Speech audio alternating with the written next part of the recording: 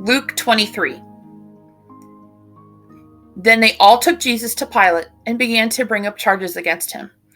They said, "We found this man undermining our law and order, forbidding taxes to be paid to Caesar, setting himself up as Messiah King." Pilate asked him, "Is this true, that you're King of the Jews?" "Those are your words, not mine," Jesus replied. Pilate told the high priests and the accompanying crowd, "I find nothing wrong here. He seems harmless enough to me." But they were vehement. "He's stirring up unrest among the people with his teaching, disturbing the peace everywhere, starting in Galilee and now through all Judea. He's a dangerous man, endangering the peace." When Pilate heard that, he asked, "So he's a Galilean?" Realizing that he properly came under Herod's jurisdiction, he passed the buck to Herod, who just happened to be in Jerusalem for a few days. Herod was delighted when Jesus showed up. He had wanted for a long time to see him. He had heard so much about him. He hoped to see him do something spectacular. He peppered him with questions. Jesus didn't answer, not one word.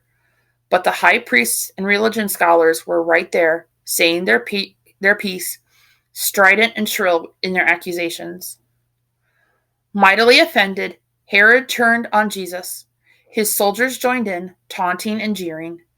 Then they dressed him up in an elaborate king costume and sent him back to Pilate. That day, Herod and Pilate became thick as thieves. Always before, they had kept their distance. Then Pilate called in the high priests, rulers, and others and said, "You brought me this man as a disturber of the peace.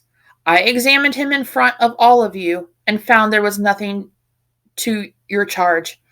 And neither did Herod, for he has sent him back here with a clean bill of health. It's clear that he's done nothing wrong, let alone anything deserving death. I am going to warn him to watch his step and let him go." At that, the crowd went wild. "Kill him! Give us Barabbas!" Barabbas had been thrown in prison for starting a riot in the city and for murder. Pilate still wanted to let Jesus go, and so spoke out again. But they kept shouting back, "Crucify, crucify him." He tried a third time. "But for what crime? I found nothing in him deserving death. I'm going to warn him to watch his step and let him go." But they kept at it, a shouting mob demanding that he be crucified, and finally they shouted him down. Pilate caved in and gave them what they wanted. He released the man thrown in prison for rioting and murder and gave them Jesus to do whatever they wanted. As they let him off, they made Simon, a man from Cyrene, who happened to be coming in from the countryside, carry the cross behind Jesus. A huge crowd of people followed, along with women weeping and carrying on. At one point, Jesus turned to the women and said, "Daughters of Jerusalem, don't cry for me. Cry for yourselves and for your children. The time is coming when they'll say, 'Lucky the women who never conceived. Lucky the wombs that never gave birth. Lucky the breasts that never gave milk.' Then they'll start calling to the mountains, 'Fall down on us,' calling to the hills, 'Cover us up.' If people do these things to a live green tree, can you imagine what they'll do with dead wood?" 2 others, both criminals, were taken along with him for execution. When they got to the place called Skull Hill, they crucified him, along with the criminals, one on his left, the other on his right. Jesus prayed, "Father, forgive them. They do not know what they are doing." Dividing up his clothes, they threw dice for them.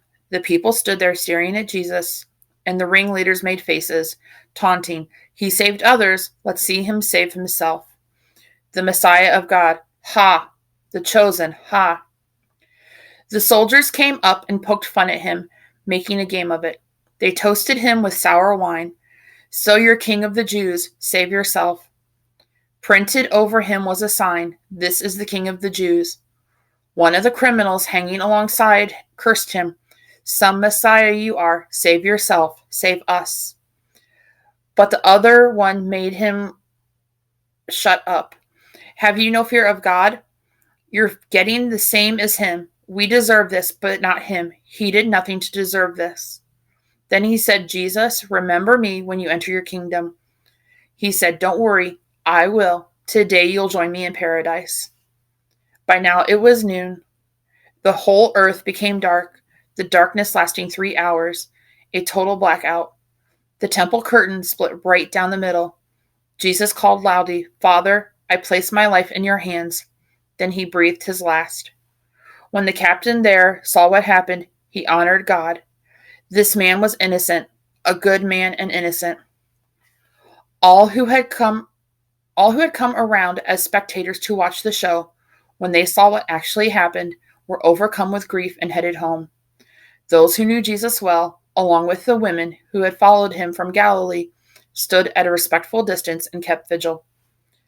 There was a man by the name of Joseph, a member of the Jewish High Council, a man of good heart and good character. He had not gone along with the plans and actions of the council. His hometown was the Jewish village of Arimathea. He lived in alert expectation of the kingdom of God. He went to Pilate and asked for the body of Jesus. Taking him down, he wrapped him in a linen shroud and placed him in a tomb chiseled into the rock, a tomb never yet used. It was the day before Sabbath, the Sabbath just about to begin. The women who had been companions of Jesus from Galilee followed along. They saw the tomb where Jesus' body was placed. Then they went back to prepare burial spices and perfumes. They rested quietly on the Sabbath as commanded.